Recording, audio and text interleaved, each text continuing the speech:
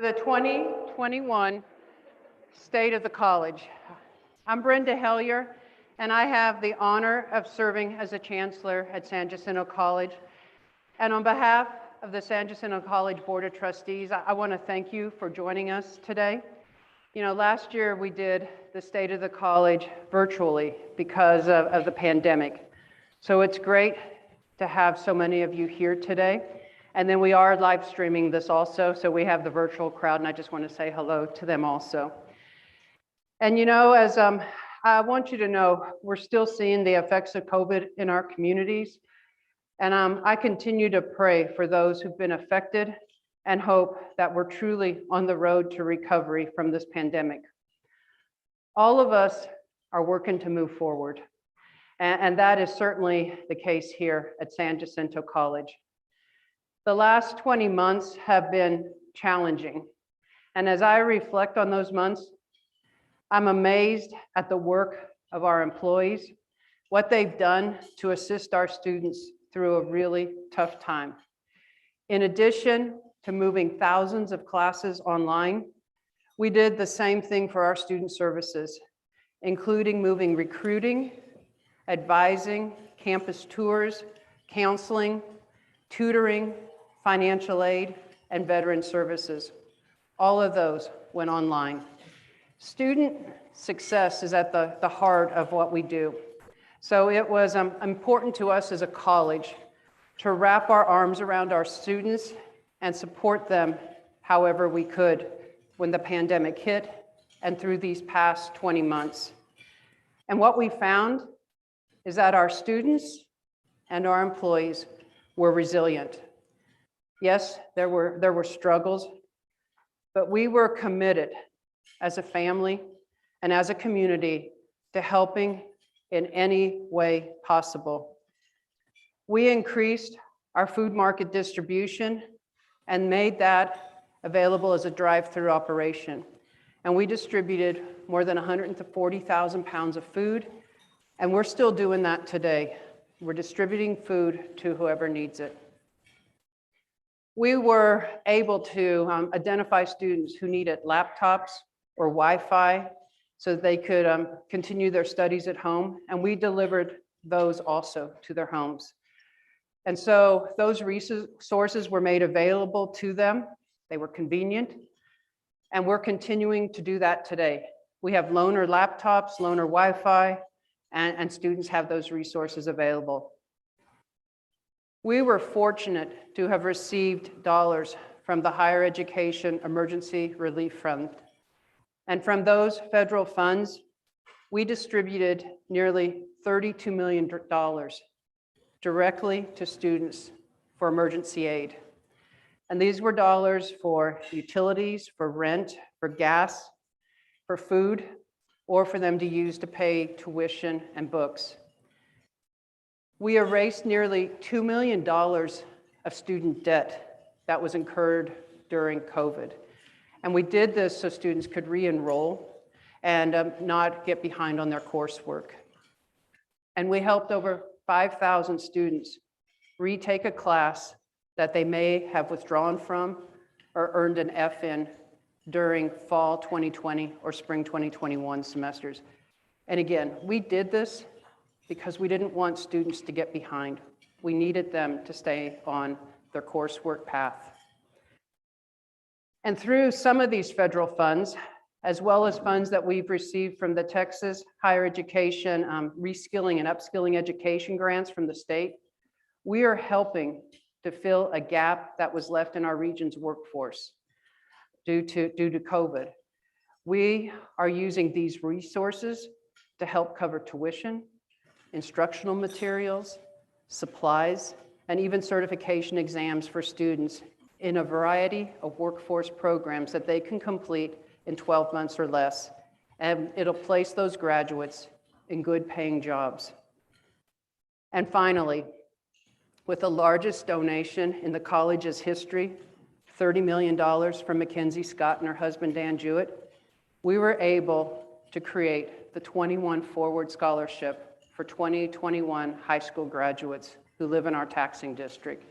And it's helping them attend up to 3 years of college on a scholarship to earn their credential. And I'm going to talk more about that later. I could go on and use all of my time with you today to talk about the many ways that San Jacinto College employees adapted, readapted, imagined, reimagined, and pivoted during the pandemic to deliver the college experience that our students expected of us. And we know that every student and every situation is unique. And we remain committed to providing opportunities for our students to complete their certificates or degrees. And we remain committed to being a student-centered college and a student-responsive college. And before I continue, I want to take a couple of minutes to do introductions. And I may be in trouble because I don't know that I've got my introduction sheet. Okay, and I was like, oh my gosh. All right. So I'm going to start with our San Jacinto College Board of Trustees. At San Jac, we're governed by a board of trustees that's comprised of 7 elected citizens representing all areas of our taxing district. And each trustee serves for a 6-year term. They are committed to excellence, student success, equity, fiscal responsibility, and continuous improvement. And I can assure you that they truly have the best interest of our students, our college, our employees, and our community at the heart of what they do. And so board members, as I call your name, please stand, and I'm going to ask you to continue to stand, and we'll recognize them and applaud you at the end. So we have Marie Flickinger, our board chair. We have Erica Davis Rouse, Dan Mims, John Moon Jr., and Larry Wilson. Let's give them a round of applause.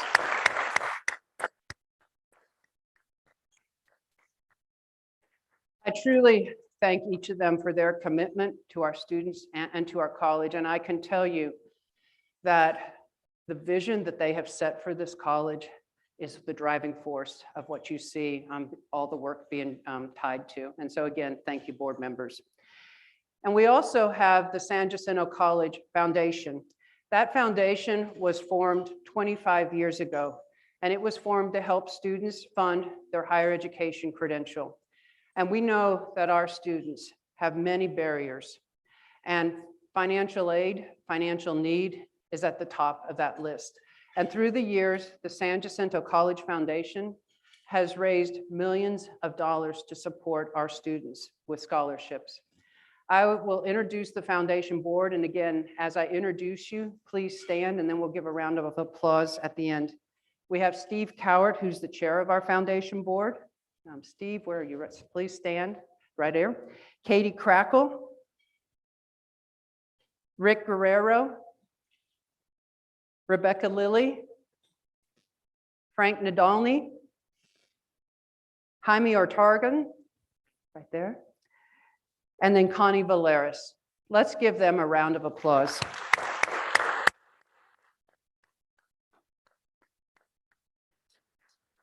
I want to thank you for your important work, and it really does help our students.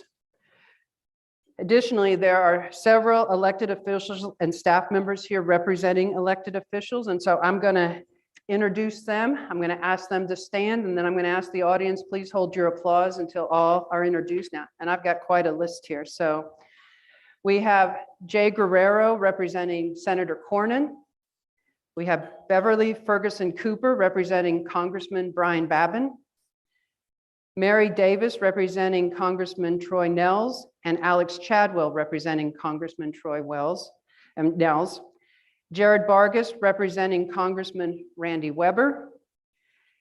And we have Senator Larry Taylor, Representative Ana Hernandez, Representative Marianne Perez, and we also have several staff members here, so you stand also. And we have Representative Briscoe Kane, Christine DeCosmos, and Dylan Maynard, please stand. And representing Dr. Greg Bonin is Faye Picard. And I've got more, so keep standing, okay? And representing City of Pasadena, Mayor Jeff Wagner. And we also have Judge Lucia Bates representing Harris County Precinct 3, Judge, and Judge Joanne Delgado from Precinct 2. And from our Pasadena ISD School Board, we have Paola Gonzalez Fusila. We also have Crystal Davila, trustee, and representing LaPorte ISD trustee, Jeff Martin is here. So let's give them all a round of applause.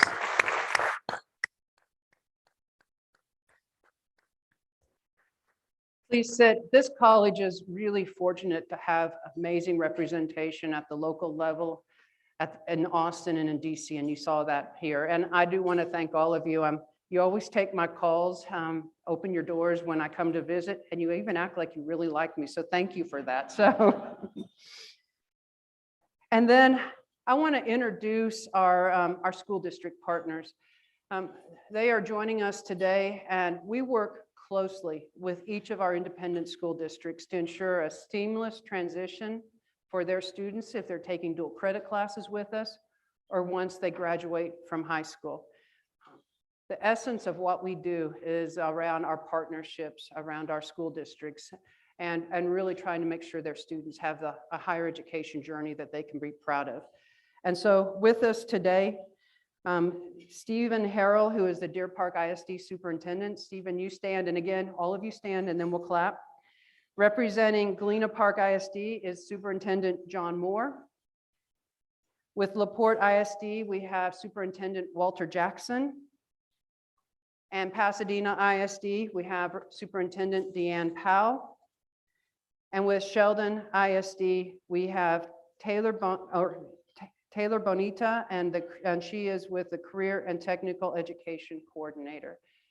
Thank you all. Again, you are important partners with us. Thank you.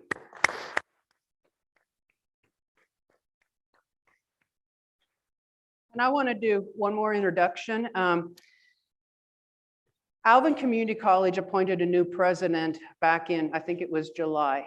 And that president is with us today. Bob Exley is here. So Bob, I don't even know where you're sitting. You stand up. And Bob actually attended San Jacinto College. He grew up in Pasadena. I think he went to South Houston. And he had been a president in Florida and Alabama, and he's back home. And so let's give him a round of applause.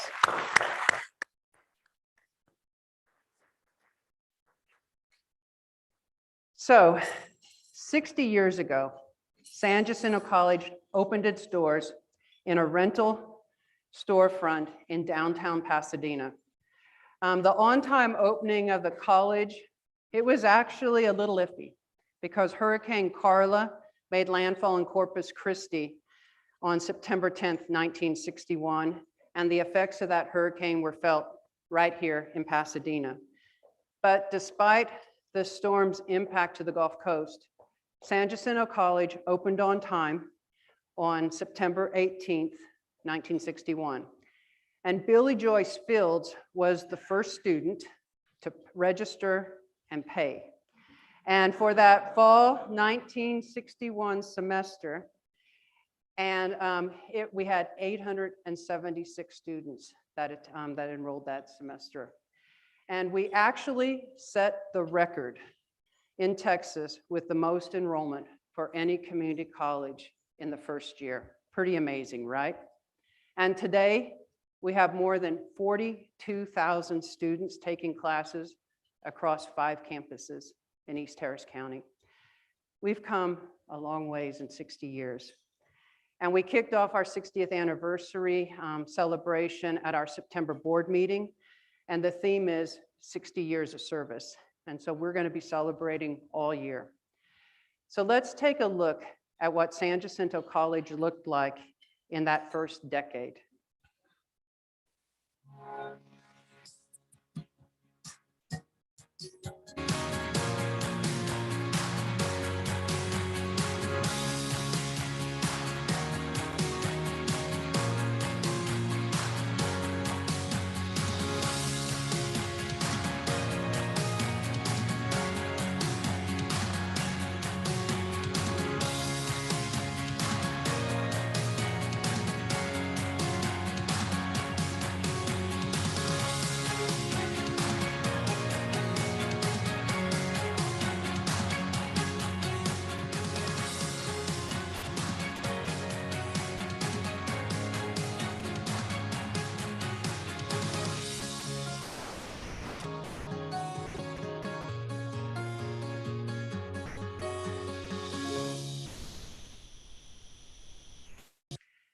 I love seeing those photos from our early days, and it's a reminder that things may look a little different. Well, maybe they look a lot different, but we're still committed to being the region's higher education leader. And San Jacinto College was created to fill a need in our community, a need for a college to serve the residents of this region, the need for a college to provide training programs in the critical workforce industries of our city, of our Gulf Coast region, and the need for a college so students who wanted or needed to stay at home before transferring to a 4-year university had that option. And we've been training in key industries such as nursing and petrochem really from the late 1960s. And we are proud to continue to be the training partner for so many industries today.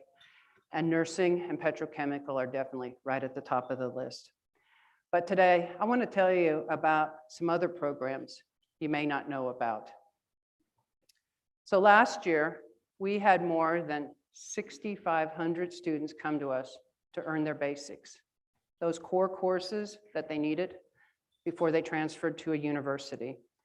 So students like Sochima, who received his computer science associate degree from San Jacinto College, earlier this year, he began his bachelor's degree program at Texas Tech with plans to pursue a master's degree in computer software engineering.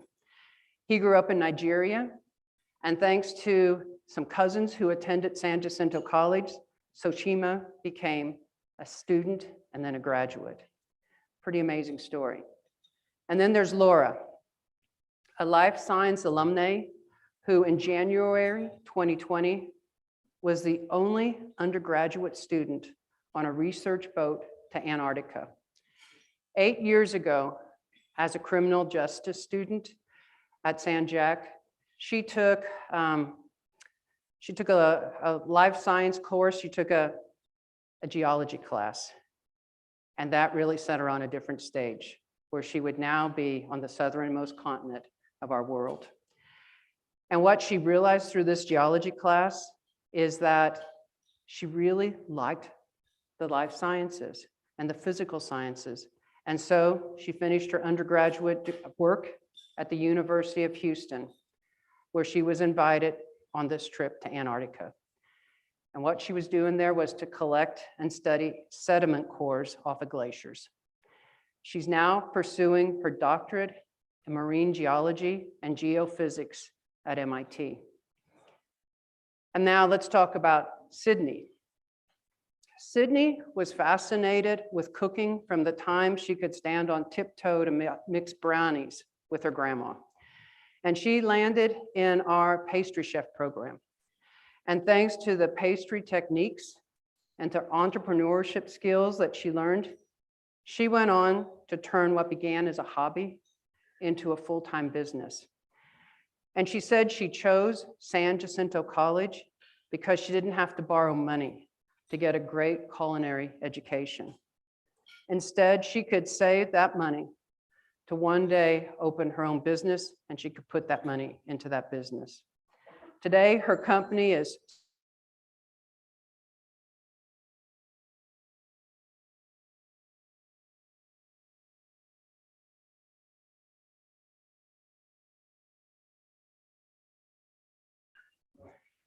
and then there's students in our audio engineering program, and they're learning about the techniques of sound mixing and digital and analog recording. And they go on to work as professionals in recording studios, television and radio stations, event venues, and hotels. The program is small. It enrolls about 80 to 100 students a semester, but has a job placement after graduation of about 83%. And I want to introduce you on the screen to the music producer and Houston native, Donald Beans Johnson. He credits his foundation of learning and career success to our audio engineering program. And if you Google him, you'll find YouTube videos of beans and cornbread. But he says it all comes back to this program here. Being able to provide students with the opportunities to study in more than 200 degrees and certificate programs is amazing, especially considering where we started with just a few programs. This speaks to the growth, to the innovation, and the opportunities that we have embraced throughout our Sanjak history. And today, we have 5 campuses that serve more than 42,000 students in East Harris County. Central Campus opened with 1 building in 1962 at this location.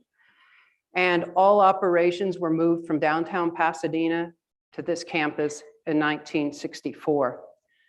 The North Campus was our 2nd campus to open in January of 1975. And then 4 short years later, the South Campus opened. And it wasn't until 2016, 37 years later, that we opened our 4th campus, the Maritime Training and Technology Center. And just a few weeks ago, we had the official grand opening of our 5th campus, the new Generation Park campus. So back in 2014, the board was presented with a vision for the Generation Park campus. And it was the whole area, master planned community, 4,000 acres, and it was done by McCord Development. And it was clear that there was a need in the northeast part of our taxing district of the Houston area for a higher education partner. And I thank Ryan McCord and his team for the strong partner that they have been in our efforts to kick off that campus. And again, for us, it was important that we were representing the north part of our taxing district.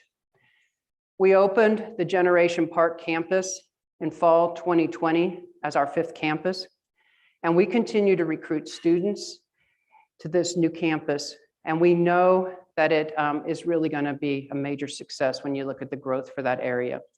That campus houses general education and academic classes focused again what students need when they transfer to a university. Okay, opening a campus in a global pandemic wasn't really what we had planned, but again, we know the growth and demand of that area is there, and we are ready to support it. San Jacinto College has been part of the planning team, along with McCord Development, the regional economic development partners, to recruit potential companies looking at Generation Park for expansion and relocation. The real focus is biopharmaceutical, and we're excited to be part of those initial plans and that reaching out for those companies to come to this region. And again, we're prepared to serve that growth as it happens. So where San Jacinto College is positioned is absolutely amazing. We are in the heart of maritime, petrochemical, healthcare, and aerospace. And for many years, we had an aerospace academy at NASA. And annually, we actually place about 55, we manage 55 interns for NASA. And these are for their subcontractors, students being out there doing jobs. And as the space industry has evolved, so have we. And last month, we had the grand opening of our new Edge Center located at the Houston Spaceport. So 3 years ago, we strategized with our partners at the Bay Area Houston Economic Partnership, and I know Bob Mitchell and Dan Sills are here, and they've been great partners, along with the Houston Airport System, Mario Diaz and Arturo Machuca, and then Rice University. So the four of us were really strategizing about the future of the commercial aerospace industry here in Houston. We all agreed we would work aggressively together to promote and ensure the success of the Houston Spaceport. So we traveled across the country, we traveled internationally to evaluate and assess workforce training programs. And it was really focused on how do we make sure that we are competitively positioned at the Houston Spaceport and that we were ready for expansion. And so today, San Jacinto College is proud to be the training partner for the Houston Spaceport.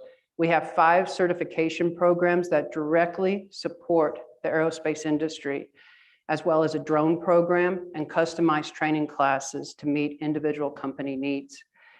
We formed a Chancellor's Advisory Council to help us better understand the workforce needs now, and those are the future. And I want to thank everybody who's on that council. Those councils are absolutely incredibly important for us to make sure we're not missing the boat. And I want to thank Steve Altimus from Intuitive Machines, who chairs that council. He's been just amazing. Intuitive Machines is housed at the Edge Center with us, and they have hired several of our students as interns and then technicians as they graduate. And so they hired our first aerospace technician graduate, Cyrus Shai. Let's hear a little bit more about the work that's going on at Intuitive Machines and at the Edge Center. Hi, I'm Mary Faith Covey. My name is Cyrus Shai. My name is Alexander Vieta. I work at Intuitive Machine as a composite technician. One of the first people to kind of help pave the way towards the Edge Center. I came on way back when as an intern, and then now I was hired on. So the EDGE program is a technical program at San Jac. It allows you to get the direct workforce technical experience so that when you design something for a technician, you know, hey, I want to make these holes on this side because the lever of the machine's on the left. You know, you can't learn those things in books all the time. I think San Jac is an amazing school, and I don't think I knew very much about it when I first moved to Houston, but knowing what I know now, I would suggest anyone go there if they want to start out at a community college, just because what I've seen from there, there's so many opportunities and it's pretty amazing. Now with the EDGE program and with things like this, especially with the upward and Houston Spaceport that's going to happen in the next couple of years, technicians are going to be needed. People know how to work with their hands. People know how to get stuff done. That's given to them on paper. So getting technical experience plus theory, it brings you light years ahead. You know, when you do graduate, and it helps you be more efficient to the company that you work for, and hopefully it'll be here for me at Intuitive Machines. So yeah, let's give him a round of applause. I don't know when Cyrus graduated if he knew we'd be using him in all our media. And next week, I think he speaks at a conference with us. And so it really is exciting. As you can see, the real work is just beginning down at the Houston Spaceport, but we are extremely excited to be part of it. And in just 18 months, the Houston Airport System says that there will be more than 1,800 jobs at the Houston Spaceport. And we look forward to working with our partners to provide the training that's needed. And we're looking forward to that future expansion. And as I mentioned earlier, we opened the Maritime Campus in 2016. We started our maritime training at a rented facility on 225. And before moving it to this campus that is now along the Bayport Turning Basin on the Houston Ship Channel. And we really learned that maritime companies, our Houston pilots, were sending their workers from Houston internationally or across the country for training. And so we pulled together a committee of industry leaders to help us know what was needed. And again, they really designed the program and they designed that facility. And that's how the Maritime Training and Technology Center was born. Today, we continue to have the only maritime transportation associate degree in Texas. And we have awarded more than 16,000 US Coast Guard approved certifications to help keep things moving along our inland waterways. So we're not the problem of the supply chain issue right now. And earlier this year, the San Jacinto College Maritime Campus was designated as a center of excellence for domestic maritime workforce training and education. And this is a federal designation from MARAD, and we're just one of 26 recipient institutions from across the nation to receive this designation. And as we grow our maritime programs, we're exploring technology and career opportunities in the blue economy to include global wind offshore safety. And this is a training program that's required for people working offshore and onshore in the wind industry. We also moved our fire protection program out to the maritime campus, and that allows us to do fire training in the maritime industry also. And this is actually one of the most in-demand courses for the licensed mariner. And so it's been an amazing program. And we are wrapping up our SandJack Tomorrow program, our 2015 bond program. And over these past couple of months, we were finally able to celebrate 5 grand openings that we had to put on hold last year due to COVID. And as you remember, the 2015 bond was approved by voters in our taxing district, and it was a $425 million bond program that allowed us to make critical infrastructure improvements, to build new buildings that were needed to meet our workforce training needs and our educational needs, and to renovate old facilities. Most of them were over 30 years old that just needed to be updated. And so let's take a look at some of the highlights from our 2015 bond program.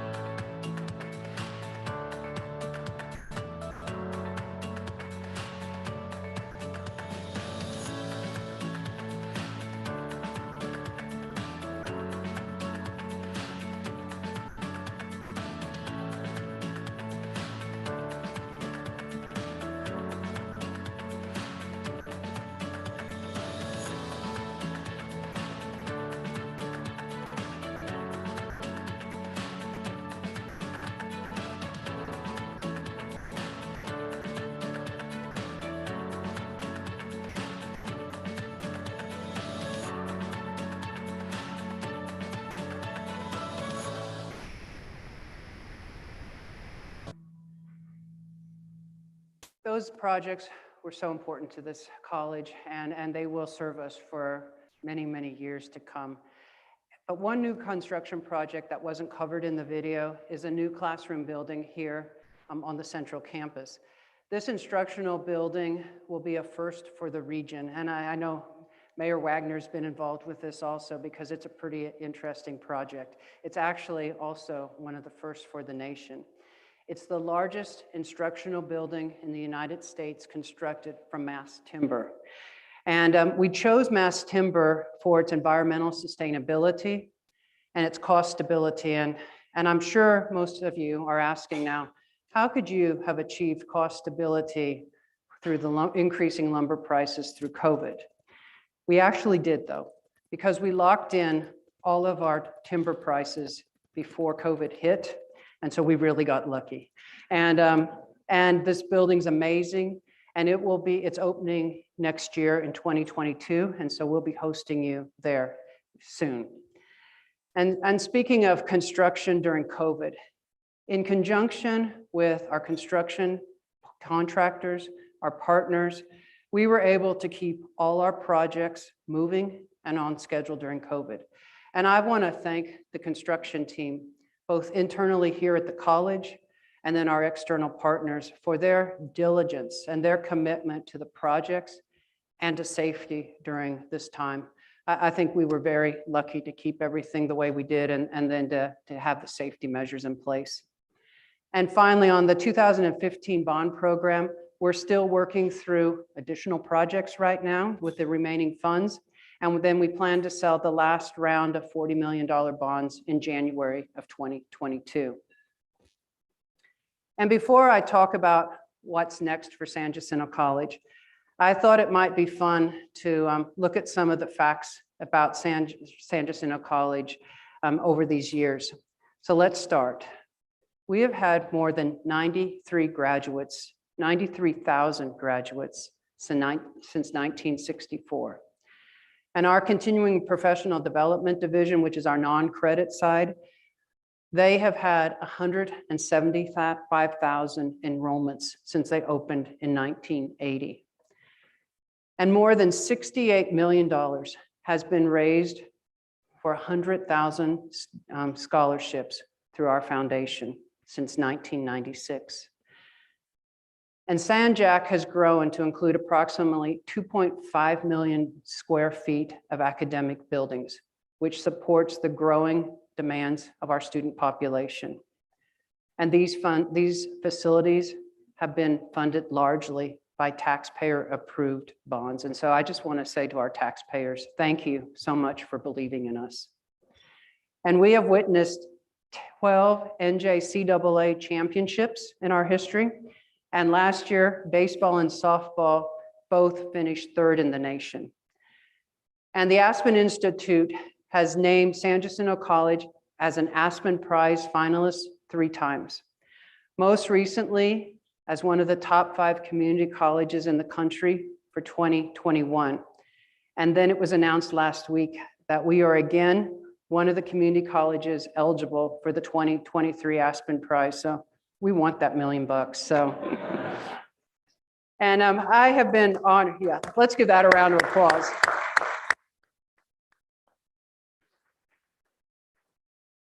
But I do want to say, while I say we want the $1 million, we do this work because we know it's right for our students in our community. And that really is the whole focus of what we do. And one more fun fact. We have been honored to work with 27 different board members since 1961. So 27. You can see they've had a long history with us. But again, all of them have served with real heart. And I do want to recognize, I think Andy Smallwood, is Andy here? Okay, Andy, I wanted to recognize you. Your dad, Levi Smallwood, served on our board for 30 years. And so thanks for being here today. We really appreciate it. We'll give you a round of applause. And I think Melinda Torreson is here also. Where's Melinda? Right back there. Her dad, Ben Metter, served on the board from 2004 to 2011, is currently board emeritus here. So thanks for being here, Melinda.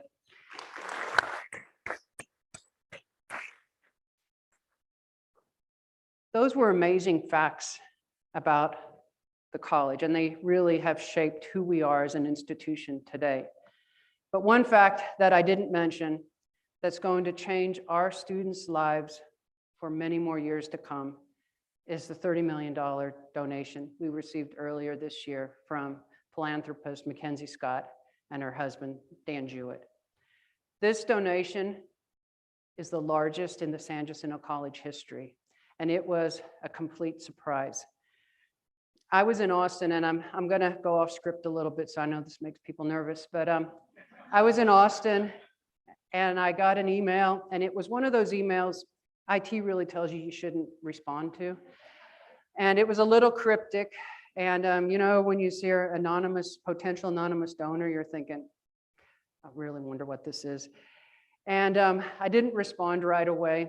And then that night I got another email and it said, we really need to talk with you tomorrow morning. Can you talk at 8:15? And I said yes, but I was like, okay, I'll block my number, you know, so I can call them. And it ends up, I was in Austin at a hearing and I step out of the hearing and I get the phone call. And the lady I spoke with said she was there representing Mackenzie Scott. And I knew that name because I knew she had donated some pretty big money to other institutions. And that Mackenzie Scott and her team had decided they wanted to make a significant donation to San Jacinto College. And they were selecting us because of the work that we had done in making sure that we were serving all parts of our community, from minority students to low income, but everywhere. And that they had done research on us. And they said significant donation a couple of times, and I told a couple of you this, and I finally reached the point, and I said, can you tell me what significant means, please? And they said 30 million. And I said, could you repeat that? And so they told me about, you know, the requirements. It had to be anonymous, and that the donor would decide at what point she wanted it to come out public, and that I couldn't tell anybody. And that was like, oh my gosh. And then they said, and do you want that in one payment or two? Or, and I said, well, we're going to take it in one payment and I'll figure out details. And so that set the ball rolling. And that was April 8th. And so I'll go back on script because I know I did make you guys all nervous. And so we couldn't really give any details for a couple of months. We gave the board information. We gave the foundation board as much as we could. And I can tell you, it wasn't easy.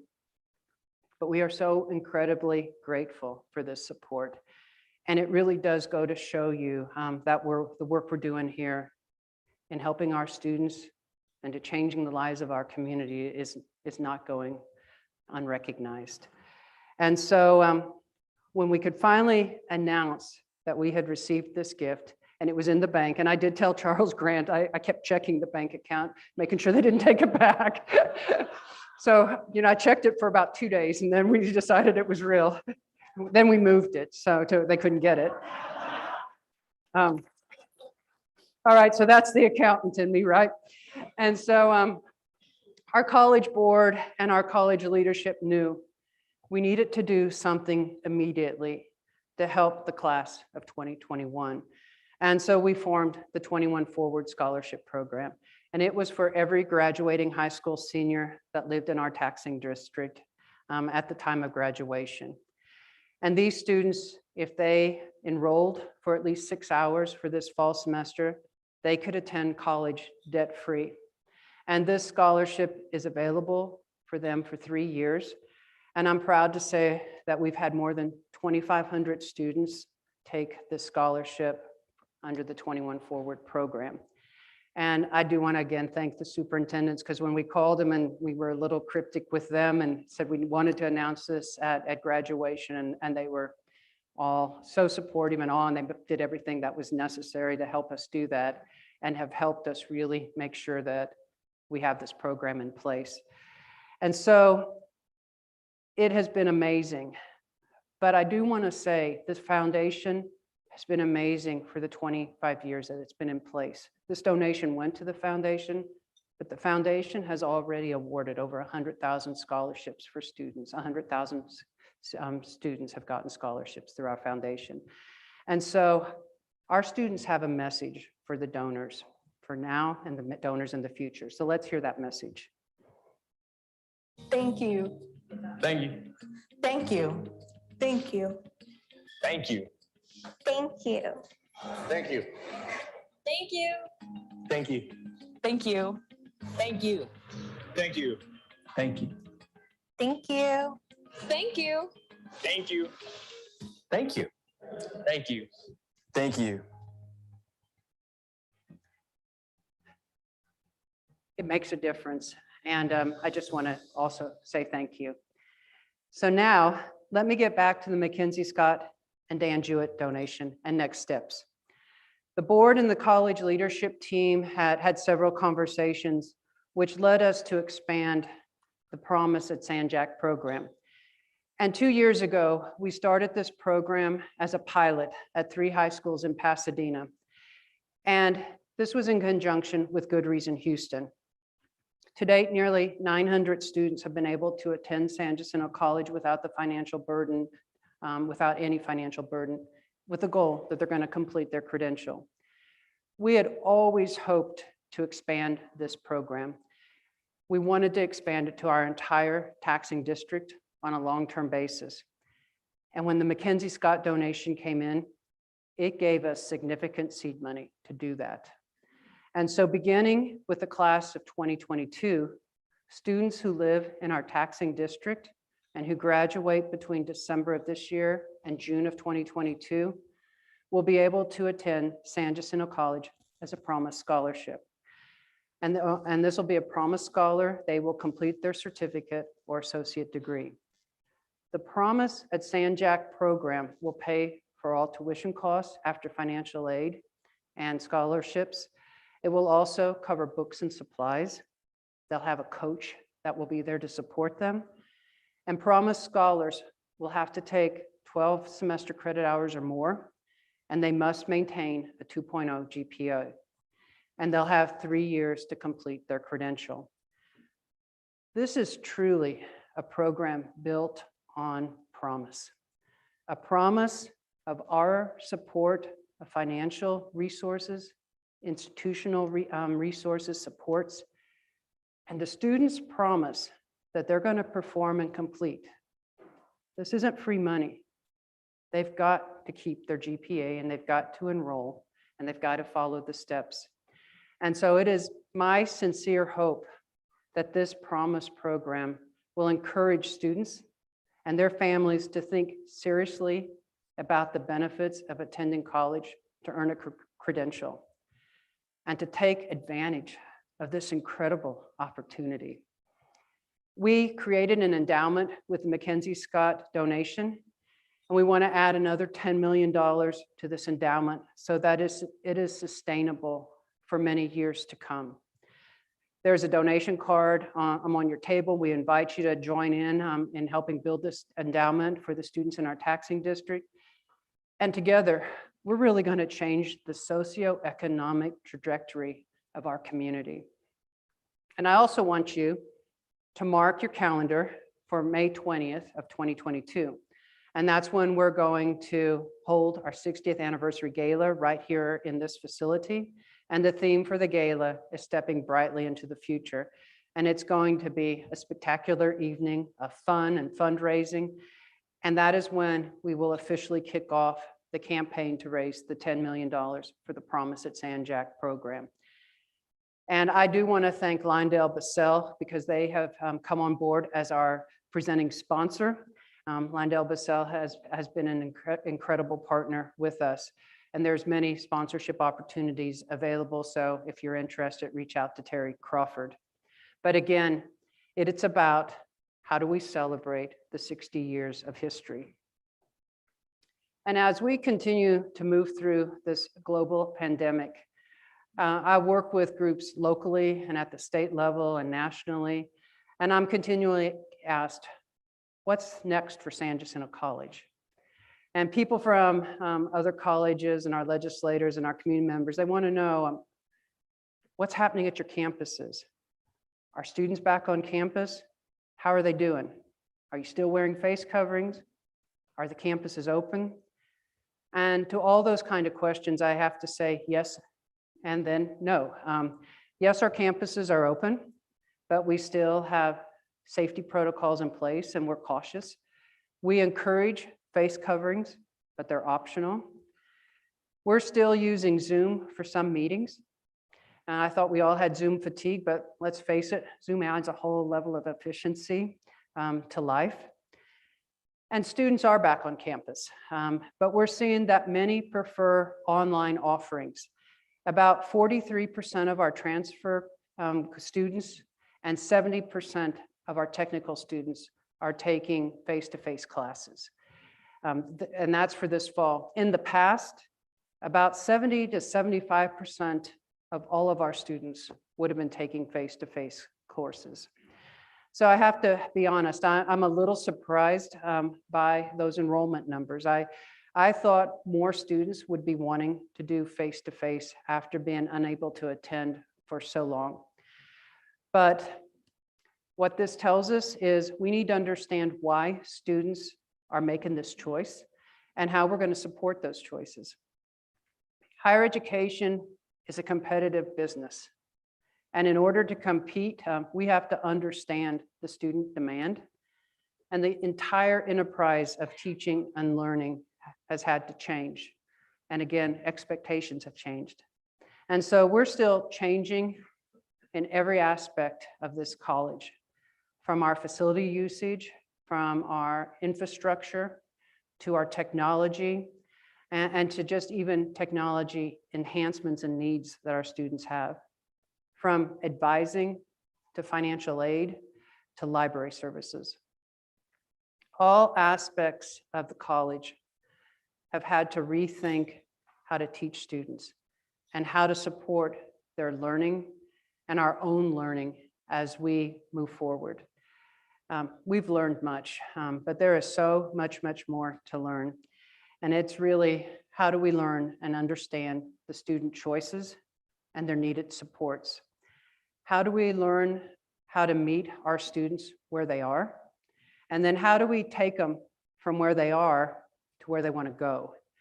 And whether that means transfer, workforce training, and entry-level jobs, or improving their current skill sets to help them get an advancement in their job, or just helping them get a job because theirs went away through the pandemic.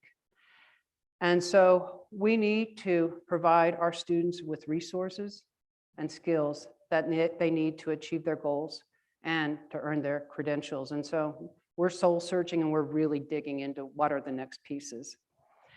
On the screen, you see our vision statement.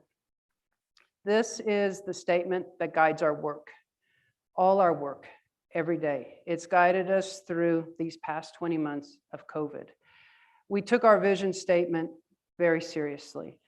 It has been our commitment to the future of our students and the future of our community. And you can see words on there. There are lots of words. I'm going to highlight a few.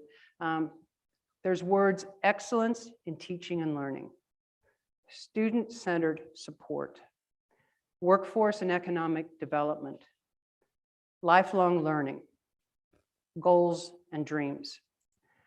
And these words are reflected in our work. These words are reflected in the work that we're doing by participating in the Texas Reskilling and Upskilling Initiative, which is helping to put workers back in jobs that were lost due to the pandemic or into new jobs. Our vision is clear in the Promise at San Jac program and so many other scholarships that we've put in place. It's really trying to help fund higher education credentials for students who didn't think college was possible. And you see our vision in the supports we provide students with tutoring, with mentoring, mental health counseling, food pantries, laptops, payment plans, and so much more. All of these speak to our commitment to our students and creating a campus and a classroom that welcomes students and make them feel included, appreciated, and encouraged to succeed. One of my favorite events is graduation, and it's a time to celebrate. And we celebrate all of our students for what they've done and for earning their credential. Our youngest student earning an associate degree is normally around 16, and they're coming from one of our high school partners. And our eldest graduate is normally in their 70s. And our mission is to inspire students to explore opportunities and achieve their goals and dreams, no matter their age, their income, or their race. And San Jacinto College is a place where anyone can get on a path to their dreams and find the support they need to really reach those dreams. And so before I wrap up, I'm going to ask you, a couple of questions. This is part of a quiz. I even give a quiz at graduation. So by a show of hands, how many of you attended San Jacinto College? Raise your hand, make it high. And then if you keep those up, how many of you have had a family member attend San Jacinto College? All right, that's pretty impressive. That is exactly why we do what we do. We have made and will continue to make an impact in our community. And we couldn't do it without the support of each of you, the support of our taxpayers, and just our community at large. And as we celebrate 60 years of service, I really hope that you'll share your story with us and that you'll learn more about us and you get involved with us. And there's a website up on the screen, but we see it as 60 years of service and there's so much more to come. So this concludes our event. I want to thank you again for being here. I could have kept you all day because there's a lot to tell about us. I just want to again thank you for your support of the college, of our students, of our employees, of our community. And I do want to say, I know a lot of you have been commenting about this building. So this is the Lyndale-Basell Center for Petrochemical Energy and Technology. It was a building designed by industry, for industry. It really shows you a life in the day of an operator. We have tours that we'll be conducting. If you want to go take a tour, we'd love to have you do that. Our industry partners are incredibly important to us in every industry. And so this building absolutely displays that. And so with that, if you want a tour, the staff are ready to guide you. You can meet up here and just have a great day. Thank you.